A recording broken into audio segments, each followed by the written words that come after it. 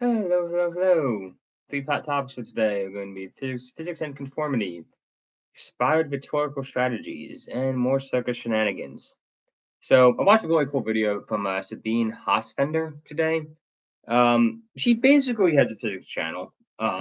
Essentially, that's what it is. So she has different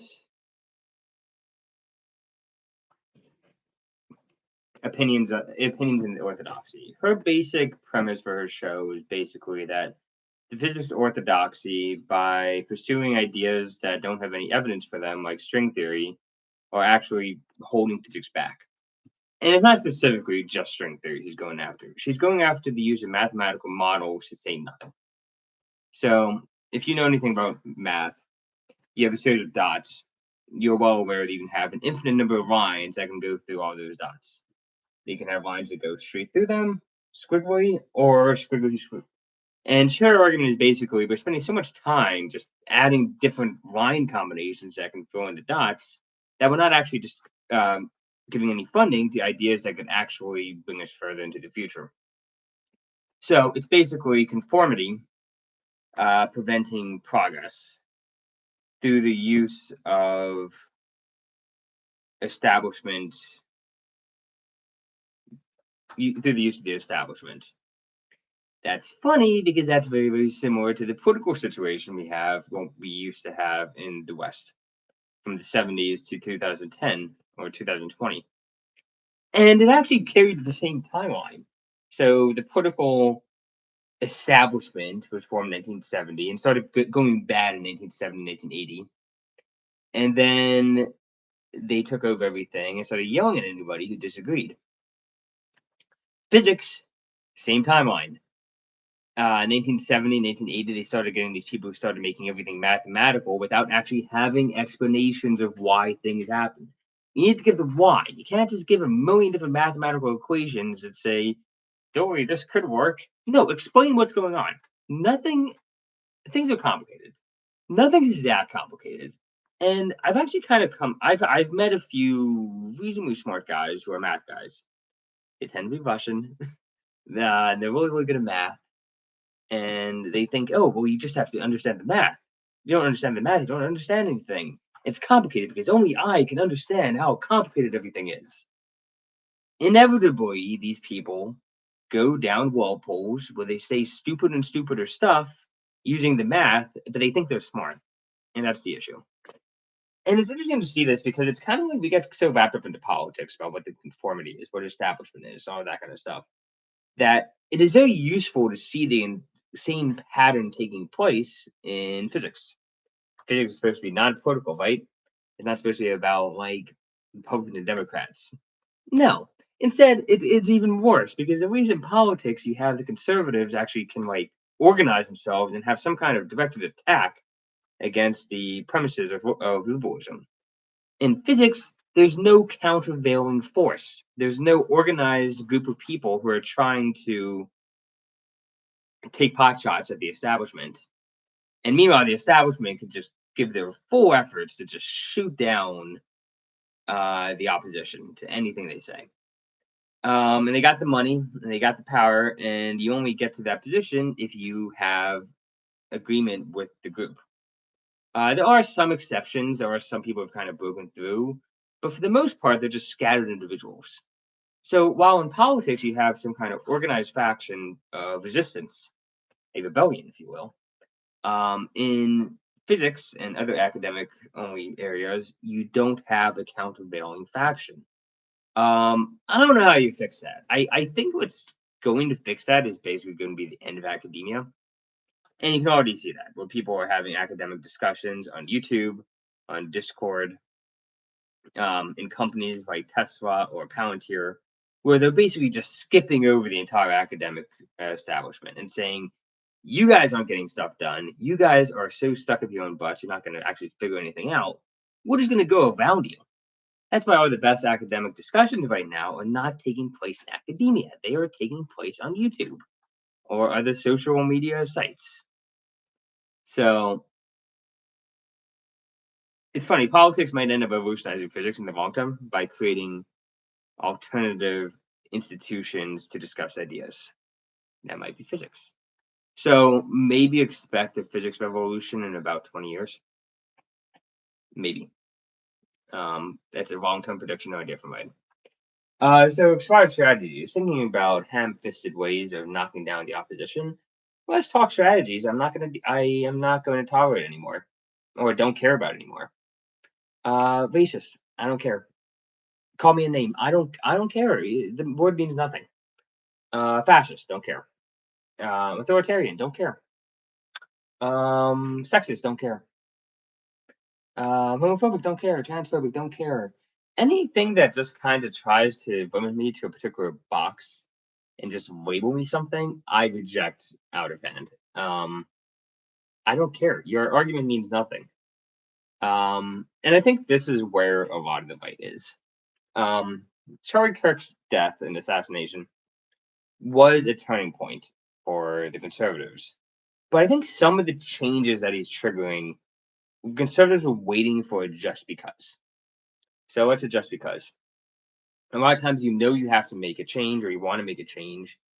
We don't quite have a reason to do it. Like, you need to get a new job, but there's nothing really forcing you to actually get a new job. Or you need to start exercising more. What do you look okay? Do you really need to make the change? And then all of a sudden, oh, you got some bad feedback at work. Or you caught yourself being out of breath walking up the hill. Or let's say you need to ask somebody out and you're like, oh, I'm actually thinking about that person every single day. Shit, I need to actually do something about this before it gets out of hand. And I think Charlie Kirk's assassination provided it just because. I think conservatives are kind of like getting more and more tired of the whole fascist authoritarian racist bullshit argument for a long time. It's been going on for a while. But what this provided is an excuse to say, no, we're actually done entertaining this argument. Find better ones or go home. We're going to ignore you. Um, so I think that's kind of what's happening. Other expired strategies is saying Trump is Hitler, or you want to put all women in the kitchen, or you Islamophobic. Like all of these different, like it's definitely like a list of different attacks that have it's a pretty long list actually that have nothing to do with going against arguments or policy ideas or anything else. They're all about you are this you are this thing, so we can ignore anything else you have to say. That's not going to fly anymore. We don't care. We are going to dismiss you now as just a woke idiot if you just dismiss anybody else. Engage the argument. Yes, you want healthcare. Okay, why? Do you think it's going to be cheaper? Do you think it's going to be better? In both cases, the answer is probably yes. You have a case there. Focus on stuff like that. Oh, wait, you can't because you're bought by the pharmaceutical companies. Okay, well, you might need to get over that. Or, oh, we need to have higher taxes. Why? Because rich people have too much, and a lot of rich people don't really deserve what they make. Both true. It's a good argument. But you can't make it because you're being funded by these same people. Or, that's not a good liberal argument that can be made. Honestly, being against Islamic immigration, it should be a liberal argument. Conservatives shouldn't be the ones who have to take that one on. Everything, Muslims bring a very conservative worldview to the countries they go to. They're not liberal. They don't bring a liberal worldview. Now some do. Indonesia's fine. Arabia's fine. But you know what I mean, right? I'm not gonna blame all Muslims, but you know what I'm getting at. So what other arguments aren't gonna work anymore? Incel, that doesn't work. Like Asmongold is one of the most powerful influencers on the planet, and he is an incel. Believe me, he is. He's not with anybody. And then a lot of the people we have that like have actually found couples were incels for a long time, like Tim Pool, Nux, plenty of other people. That incel doesn't work anymore. We don't care. The entire so anyway, there's a bunch of arguments of a kind that just are not going to fly anymore. We're not going to even. We shouldn't even entertain them, and we're going to entertain them, and that's a mistake. We should just be like, I just missed that argument out of hand. It's stupid. There's some arguments that should just be dismissed. So, in the politics, let's say more circus shenanigans. So, Glitch, I don't know where Glitch came from. Apparently, they have like some of the animators from like Ruby who basically got together and made a cartoon studio, and it's all very good. And a surprising number of the plots have to do with a female protagonist going through a digital world. But that's not important right now. If you have a trope that works, stick with it. Don't mind the criticism. So I watched Murder Robots about 6 months ago. Excellent. And now I'm watching The Amazing Digital Circus. And I'm probably gonna start the Knights of Guinevere. Like I think I'm probably just gonna watch everything they do because it is so good. They're at the peak of their creative like powers. Because every like creative group goes through this process where you start off a some kind of punk outfit with a few people, and you just kind of do stuff. But you don't really have the resources to really make it work. So you go. And then suddenly you have resources and an audience, and you actually have all the people you need to fill all the different roles that you have, and you get better and better and better. Um, and your creativity gets better and better and better. But then the well, to be honest, the wokies get well, not the wokies, because some of the people start off as woke, but then the political people get in. The people who want to send a message of some kind, or the people who have some kind of like team they're on besides the content. They focus on something besides the content. And then they run out of ideas from the main group, and then these people kind of sneak their stuff in. So this happens a lot. The only way it doesn't happen is if everything explodes over creative differences. It's actually the good ending. Creative differences exploding a group is actually the good ending for a creative team, because then they each go their own ways and they make their own stuff. When you get the people who want everybody to be agreeable, that's when you have the issue. When everybody agrees, your creative endeavor is dead.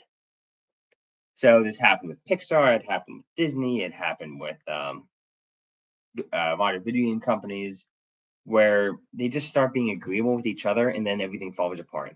And then they get rid of the disagreeable people. This is what happened to Michael Salvatore, and that's right, Martin O'Donnell in the Halo franchise. He got booted for for creative differences, which really means that a bunch of performance people got together and knocked him out, which is just so unfair. But we've seen this happen enough times. We know what these people are doing. But that's besides the point. Point is that Glitch, the company, is at its peak right now. I don't know if it's going to last another year or 2 years, but like they are really on a roll right now. And it's not difficult. Well, it's obviously difficult. It's incredibly difficult what they do. Great animation, great writing, stories that actually attach to people, and you can be a little bit woke and make things work for a story like this. Like Amazing Digital Circus has one basically bi slash trans slash whatever character. She's great, and it's not about that. She's dealing with like body dysmorphia, actual body dysmorphia. Her whatever doesn't matter for the plot. It's part of her, but it's not what she is. And what's far more interesting is all the other characters that have all the other issues that they have. Like characters are basically bipolar. There's a character who's anxiety. There's a character who deals with really bad borderline personality disorder. Jax. Um, there's a character that like was abused by her mother. There's so many different like things you can get into. You're gonna get into mental and psychological issues in a good story. Heck, I think it's required for a good story for characters to get past something in their minds, because getting past yourself is the one struggle we all go through, even if we're not in a heroic adventure. And what makes Lord of the Rings so interesting. Frodo's fighting himself. Aragorn's, well, in the movies, is kind of fighting himself. His hesitation of taking the crown. The story. Okay, that's an interesting question. Does Jesus struggle against himself when he goes to the cross? The Garden of Gethsemane is interesting. It's a very interesting story. So like, every story that we have is like, okay, how can I get past this thing in my head? There's nothing wrong with that. There's nothing wrong with the woke storylines, even diversity, everything else. There's nothing wrong with that. But it can't be the point. It should be about the content, about the characters. OSP is actually a really good example. I don't know quite what the politics are, but they're kind of liberal, I think. But they focus on the content and what they are doing. And that's what Glitch is right now.